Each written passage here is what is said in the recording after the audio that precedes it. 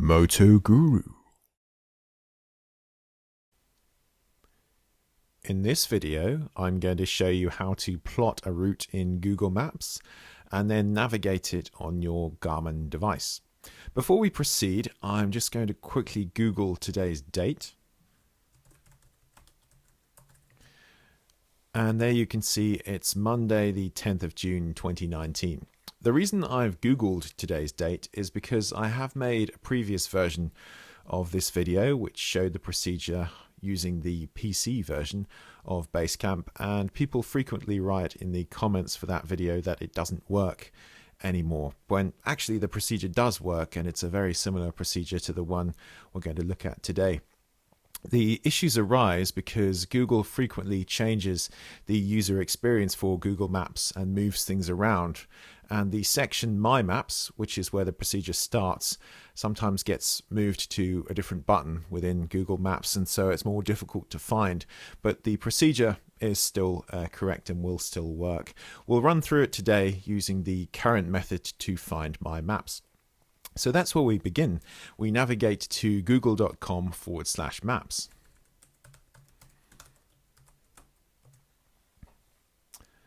And then on the top right here, we need to click to sign in. In order to do this procedure, you will need to be signed in. I already have a Google account, so I'm going to use that to sign in. If you don't already have a Google account, you can click on Create Account and step through the procedure for creating an account. So I'm going to sign in with my credentials. And now that I'm signed in, I need to navigate to My Maps. So to find My Maps, I click on the 3-bar menu to the left of the search bar and click on Your Places. Then within Your Places to the right here, I click on Maps, and next I click on See All Your Maps. And that takes me to My Maps. There is another way to navigate to My Maps directly, and that's to type in the URL www.google.com/maps/D. If you type in google.com/maps/D, it will navigate you directly to My Maps. In my experience, regardless of the changes they make to the user experience, that URL, google.com/maps/D, always navigates you directly to My Maps. So it's worth bookmarking that in case Google do make changes to their user interface. And that URL has been consistent for the past few years at least. So within My Maps, we need to click on Create a New Map. And this will create a new map within My Maps. The first thing I do is click on the map title here and rename it so it's easier to distinguish from the other maps I may have created. So I'm going to call this map Example Google Map to Garmin. You can add a description if required, and click Save. So the next thing I'm going to do is add a driving route. So for this example, I'm going to zoom in on central London over Hyde Park. Hyde Park is quite easy to pick out if you fly into central London because you can identify it by the round pond there and the serpentine lake. Next, I move up to this icon here, which is Draw a Line. I click on that and then I click on Add Driving Route.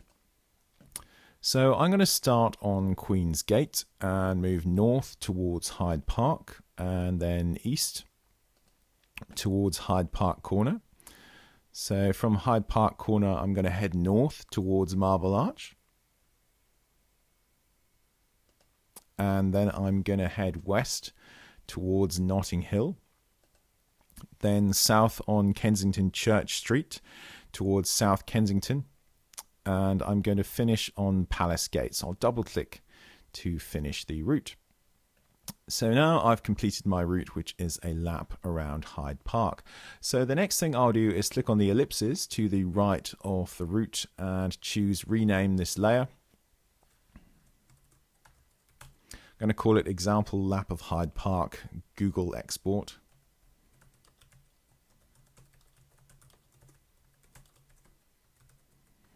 And click on Save.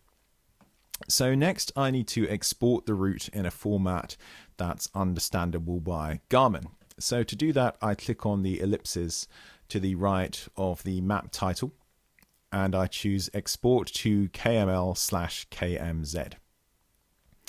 So that opens this window, and I can choose what I want to export. So I can export the entire map, but that's not necessary.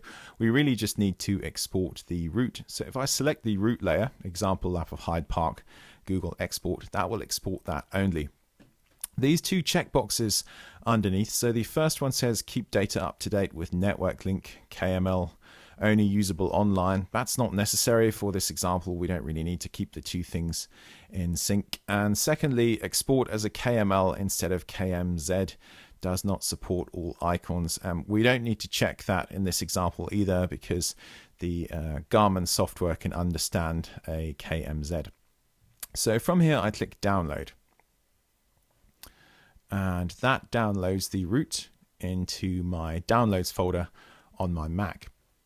So the next thing we need to do is load BaseCamp, which is the Garmin software for plotting routes and interpreting route data. I have a separate video on how to download and install Garmin BaseCamp for Mac. But just quickly here, if you don't have the software already, if you go to garmin.com/BaseCamp, that will take you to the page where you can download it. If you scroll down to the bottom, there are the download links for Mac and also PC. I've already got Garmin BaseCamp installed, so I'm just going to launch it from here. Now, the first thing I'm going to show you how to do in Garmin BaseCamp is how to get the detailed map, because this is something people often struggle with. When you install BaseCamp for the first time, it displays what's called the global map, which is what we're looking at now. The global map contains hardly any detail at all. As you can see, there's only some very major routes included, and even those lines don't really look that accurate. The reason Garmin provide the global map is so that when you install BaseCamp for the first time, it at least displays something. If the global map wasn't included, it would just display a blank screen and you'd think it wasn't working properly. But the global map isn't useful for plotting routes because it doesn't contain enough detail. So we need to use a more detailed map. And there's two methods of getting the more detailed map to appear. The first method is to plug your Garmin device into the computer, and then the maps that are installed on the device will become available in BaseCamp. So you see on the left here, there's my Garmin Zumo, and it has a North American map and also a European map. The second method is to download and install Garmin Express. Garmin Express is a software tool for installing software updates and map updates on your Garmin device. So if you navigate to garmin.com/express, you can download and install it from there. There's the link to download for Mac. I do have a separate video on how to download and install Garmin Express for Mac and also for PC. Again, I've already installed Garmin Express, so I'll launch it from here. So within Garmin Express, we need to add our device to Garmin Express and then click on Map Options, Install to Computer, and that will permanently install the map from your device to your computer. So then you can use it within BaseCamp regardless of whether you've plugged your device in or not. So to select the detailed map, or one of the detailed maps from those that are installed or on your device, we simply go to Maps and then select a map. And now you see we've got the detailed map. So the next thing I'm going to do is create a new folder for the route we're about to import to keep things in order. So I'm going to click on My Collection, right click and choose New List Folder, and I'm going to call it Google Imported Routes. So now I select the folder, Google Imported Routes, and I go to File, Import into Google Imported Routes. I click on Downloads because that's where we downloaded the file from Google Maps, and I select the file, and there it is, example map of Hyde Park, Google Export KMZ, and I click on Import. Although we had selected to import the KMZ file into the Google Imported Routes folder, it's actually imported it as a new list under My Collection, and that's just what happens when you import a KMZ file. It always imports into My Collection. But to keep things neat, I'm going to drag that into the Google Imported Routes folder. And there it is. So you see it's imported three things, two waypoints and also a track. So if I right click on the track and choose show on map, we can see it in more detail. So the first waypoint there is at the start of the route, the second one is at the end, and then there's this track. Now I'm being quite specific with regards to the terminology I'm using in that I'm calling this a track. We have plotted a route in Google Maps, we've imported it into BaseCamp, and now it's showing up as a track. If I double click on it, you can see it a bit more clearly. A track is simply a list of GPS points in order. You see here we've got 487 points. It doesn't contain any route navigation information, so it's not currently navigable.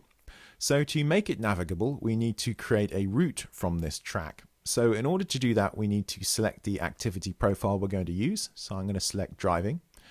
And then within the track, we need to click on the drop down next to this sprocket and click on create route. And that will start to calculate a route from the track. But watch what happens next. BaseCamp has crashed. When converting certain tracks to routes using the Mac version of BaseCamp in particular, it sometimes struggles and then the software crashes and closes.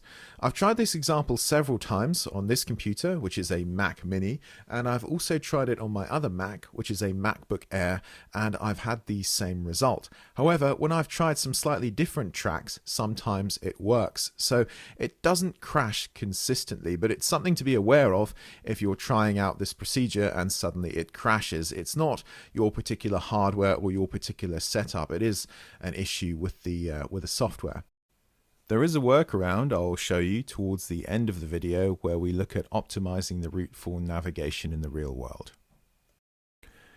If BaseCamp doesn't crash and actually creates a route from the track, it will look like this. There are three new elements added to our list. Two waypoints, one at the start of the route and one at the end of the route, both of which have the same name as the route, and the endpoint has a 1 appended to it, and also the driving route, which has been created from the track.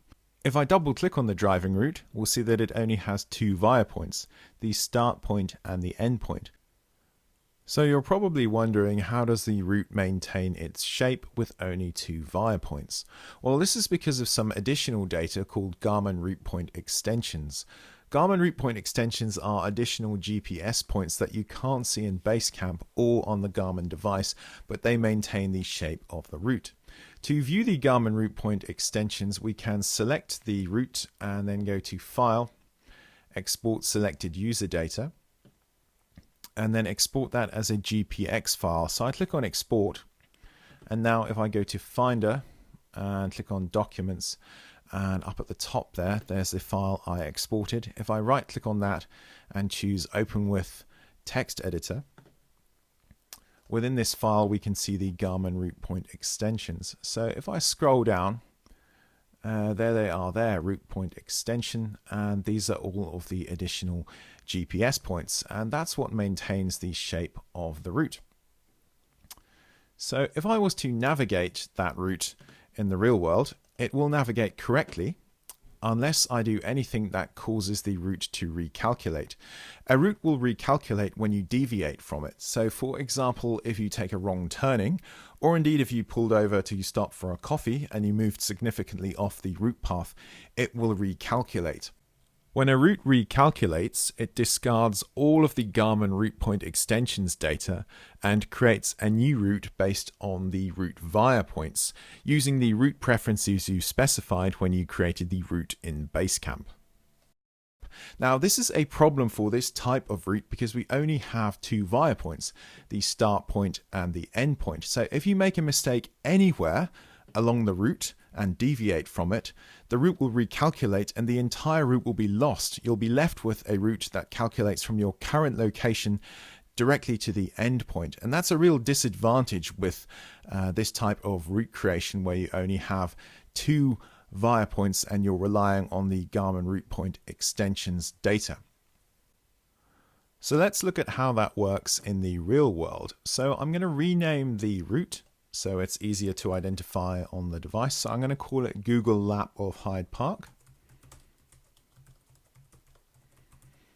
And next, I'm going to right click on the route and choose Send to Device. I'm going to select my Garmin Zumo and just send the route and click on Send.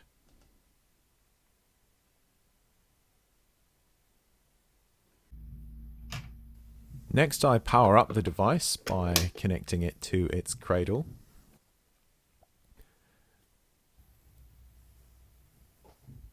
And because I've sent a route to it, it's going to prompt me to import the route. So I click on Yes, select the route for Google Lap of Hyde Park and click Import.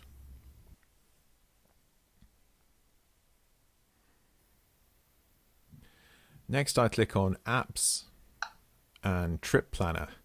If I hadn't already imported the route, I can click on the 3-bar menu on the top left and choose Import, and I can import it from here either.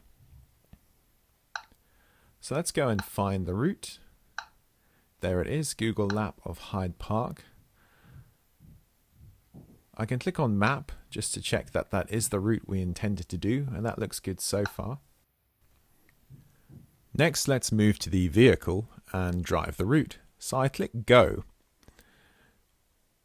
And next I have to choose the next destination. The top destination is the start of the route. So if I select that and click OK, it will navigate me to the start of the route and then will navigate round the route. If I choose the bottom destination, that's actually the end of the route. So if I was to choose that and then click OK, it will navigate me directly to the end of the route without going round the route. So next I click Start and we'll proceed with driving the route.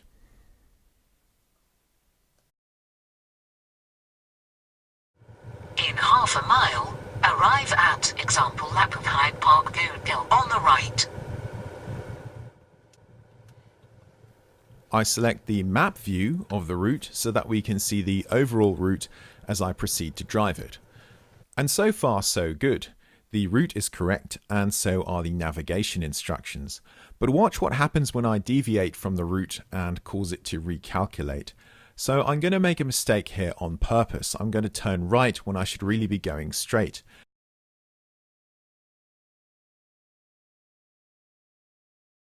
Now watch what happens to the route. It recalculates and now it's showing a route directly from my current location to the end point of the route. The entire route we plotted has been lost, and this outcome will be the same regardless of whether you've plotted a short route or you've plotted a route of many hundreds of miles. If you deviate from the route and cause it to recalculate, it will create a new route based on the via points alone. So how do we address this and make more reliable routes? Well, the answer is simple. We add more via points, and that's what we'll look at next. So as we've seen in the real world, if we make any sort of mistake when navigating this route, the entire route is lost, and that's extremely undesirable. So how can we make the route more robust so that it's not lost completely if we make a mistake? Well, to do that we need to add via points, and thankfully there's an easy way to add via points to a route you import from Google Maps. And not only that, this method avoids the issue of BaseCamp crashing when you convert the track to a route. So what I'm going to do, I'm going to create a new list within my Google imported routes folder, and I'm going to call it Google routes with via points.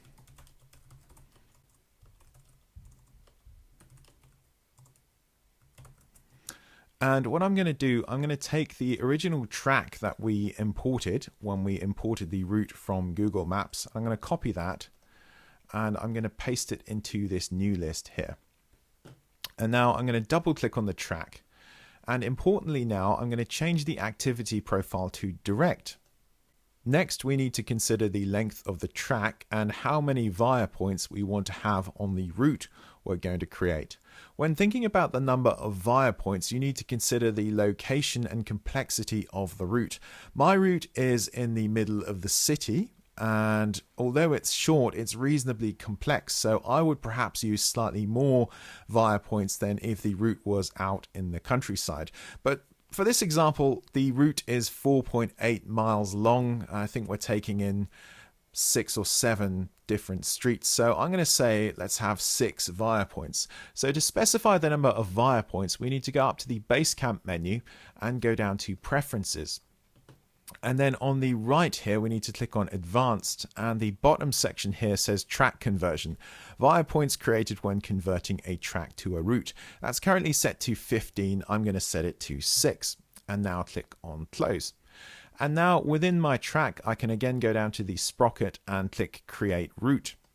Now this is going to create a route using the direct profile. So it's going to create a direct route between each of the points. This isn't particularly useful unless you own a helicopter and you can fly directly between those points, but it has cut down a lot of the complexity of the route. So you see the track had 487 points. We've now cut that down to 6 via points. And from there, I can change the activity profile from direct to driving, and the route will recalculate based on those via points. And you see the route is now correct and the software didn't crash. So the next thing to do is check that all of your via points are correct and in a good position. So to do this, we check this box here, center on selected, and select the first via point, which is the start point. So if I zoom in on that, that looks good and it's on the correct side of the road. If I click on the second via point, it looks okay, but it is positioned slightly off the road, and it's also on a roundabout, which is a complex place. When you're placing via points, you should always try and keep them in open sections of road. Don't have them on junctions or intersections or roundabouts. So I'm going to pick this up with the hand tool. I'm going to drop it down on this clear section of road up here. Now that's looking a lot better. So the third via point, if I select that, again, that looks okay, but again, it's on a roundabout. So I'm going to move that onto a clear section of road there. Let's go for the fourth via point. That looks okay, but again, let's just move it into a clearer section of road. Now the fifth via point, again, it looks good. It's on the route, but I don't want it in place at a junction, so I'll move that slightly along here. So I'll choose the final via point, which is the end point, and that looks good as well. Great. So there is our route. You'll notice since we moved them, all of our intermediate via points changed into alerting via points. So this means the device will alert us as we approach them and will also alert us as we pass them. And furthermore, if we miss an alerting via point because perhaps it was misplaced, the route will recalculate and navigate us back to collect it unless we use the skip via point function on our device. So what I recommend you do is select all the intermediate via points, right click on them and change them to non-alerting via points, also known as shaping points. Non-alerting via points won't alert as you approach or pass them, and if you do miss one because it's slightly misplaced but you stay on the route, the device will dismiss that via point and you can continue on to the next one. So my recommendation with via points is, unless you intend to stop there, make them non-alerting. The start and end via points are compulsory alerting via points. We can't change those, but all of the intermediate ones we can change to non-alerting. Okay, so that is our refined route with via points. So I'm going to rename that Google Hyde Park via points. Next, we need to verify that the function to strip shaping points from routes on transfer to the device has not been enabled. So to check that, we need to go to the BaseCamp menu and click on Preferences. And next, we need to click on Transfer and select the device we're going to transfer the route to. So I'm going to select my Zumo 590. And then we need to verify that this checkbox here, strip shaping points from routes on transfer to device, has not been checked. If this box has been checked, then when you send the route to your device, it will remove all of the non-alerting via points, or shaping points as they're also called, from the route.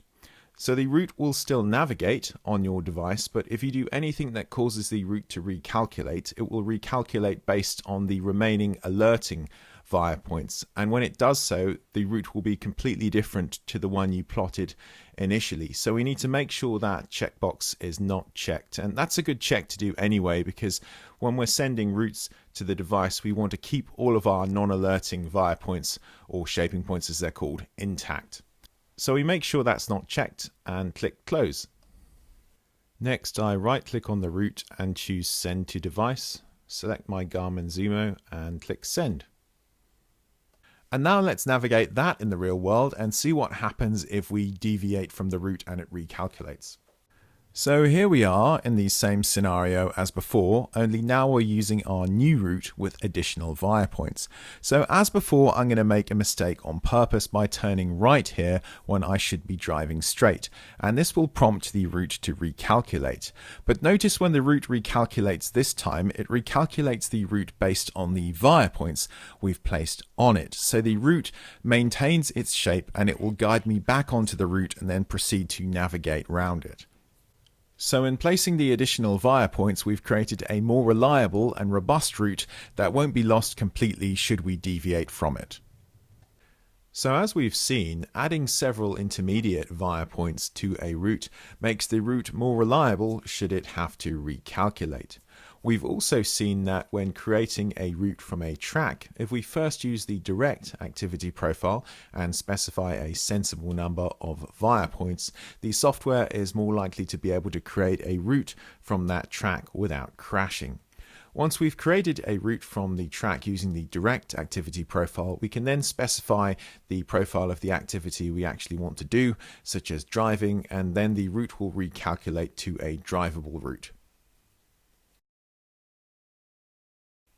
So taking those principles, let's go and plot a more complex route in Google Maps and then import that into BaseCamp and transfer it to the Garmin device.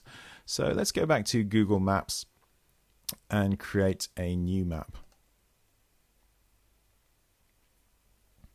So I'm going to rename this map Essex Route. Those of you who follow my videos will notice that whenever I go to plot a more complex or interesting route, I always go to Essex, which is a county northeast of London. And there are three reasons for that, really. Firstly, the only way is Essex, and those of you from the UK will understand that reference. Those of you who aren't from the UK, if you type that into YouTube, you'll be enlightened. Secondly, Essex has some of the best biking roads in the UK, if not the world. And thirdly, Essex people are great.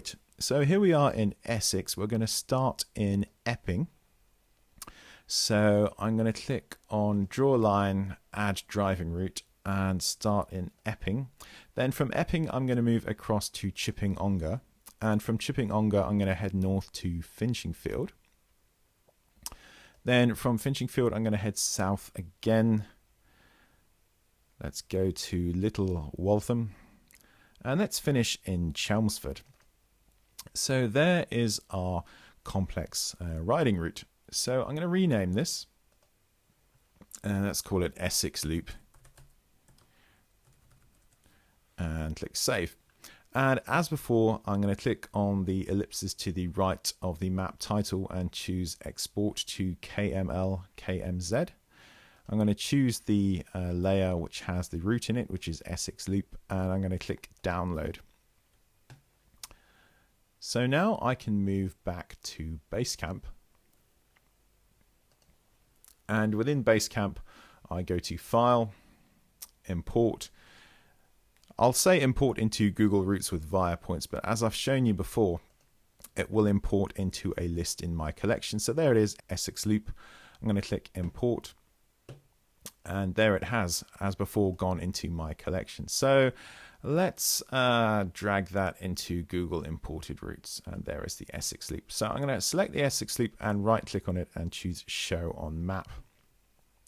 So there is the route we plotted. I'm going to double click on that and look at how many points it has. So it has 2,039 points and the route is over 50 miles.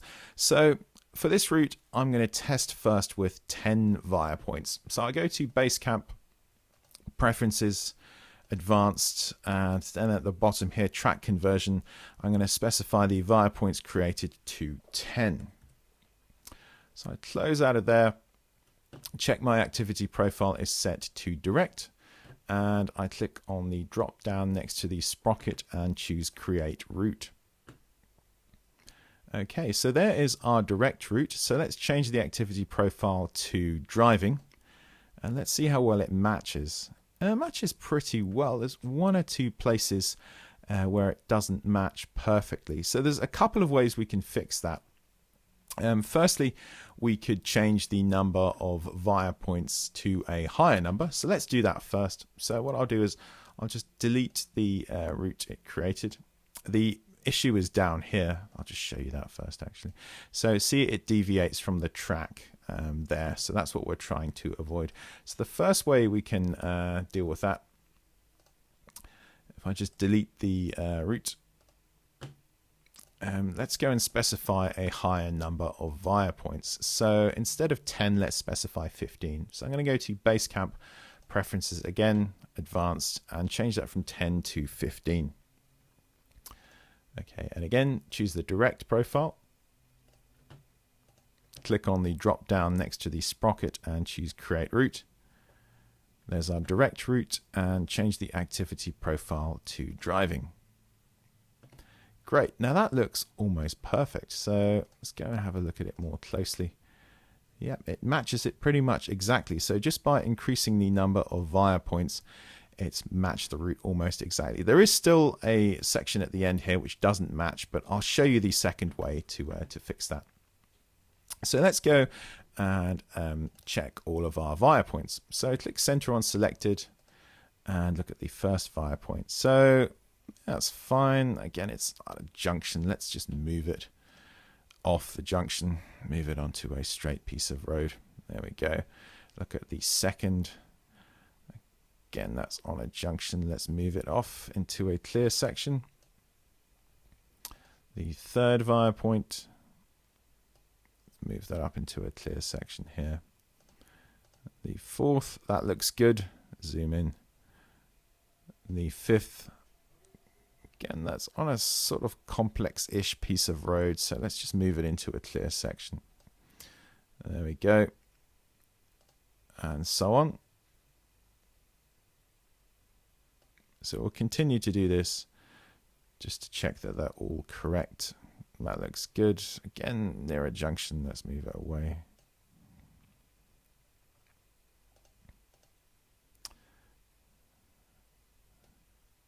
So just continue to do this until they're all correct. So that looks good. This section at the bottom here, that one is actually in a side street. You may also be wondering why some of these are slightly off the road when we plotted them in Google Maps on the road.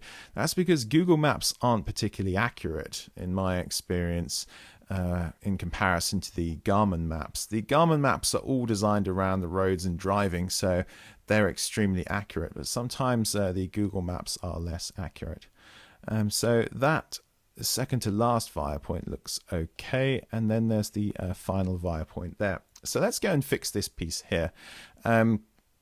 It's only a small deviation, but if we wanted the route to specifically go down this section, we can do that. So we simply select the hand tool and we grab a hold of the route there, hold down the left mouse button, and you see we've got some snap lines. So that's going to insert a point between the end of the route and the via point previous. So let's put it on that line there. And now you see the route's recalculated and it's going down the correct section, or correct section relative to the track. So there, our route is all set. As before, I would change all of the intermediate via points. So I'm going to select the first one there, and I'm going to hold down Shift and select the last intermediate via point. Then right click and choose Don't Alert on Arrival. So I would make them all non-alerting via points, also known as shaping points, so that if we do miss one because it was slightly misplaced, it doesn't send us back to get it. And that is our route. So let's go show on the map. And there it is. So final few things to do. I'm going to rename the route, call it Essex Loop. So next I'm going to plug in my Garmin device, because for this section of the video I actually had it unplugged. So now I've plugged it in, it's been recognized by BaseCamp, and now I can right click on my route, Essex Loop, and choose Send to Device. So I'm going to choose my Garmin Zumo, send the route, and click Send. And now I'm going to ride the route. So in summary, we've looked at how to plot a route in Google Maps and transfer it to BaseCamp, and then once in BaseCamp, how to optimize that route for navigation on a Garmin device, and then how to transfer the route to the Garmin device and navigate it in the real world. If this video has saved you time, energy, frustration, or perhaps even your relationship with your significant other, then there is a link in the description to send a donation via PayPal, and it's always appreciated. Thanks for watching, and remember to like, share, and subscribe.